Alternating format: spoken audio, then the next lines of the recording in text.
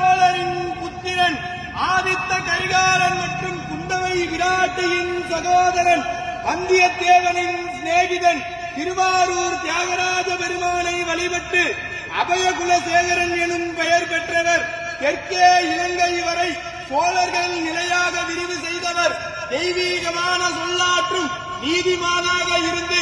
அருள்மொழிவர்மன் சேர சோழ பாண்டிய நிலைகளை ஆட்சி செய்த மும்முடி சோழன், கலைஞர் கோட்டையை வென்ற கலைஞர சோழன், கோயில்களை கட்டிய திருக்கோயில் சோழன், மக்கள் நலன் நியாயம் காட்டிய மண்மொழி சோழன், தஞ்சையை ஆண்ட தஞ்சை வல்லவன், சிவபக்தியில் சிறந்த சிவபாத சேகரன், திருமுறை கண்ட சோழன், மகா கலைஞன், மாநகர் அரசன், கடல் வீரன், சோழ வம்சத்தின் மிகச்சிறந்த ஆளுமை கொண்ட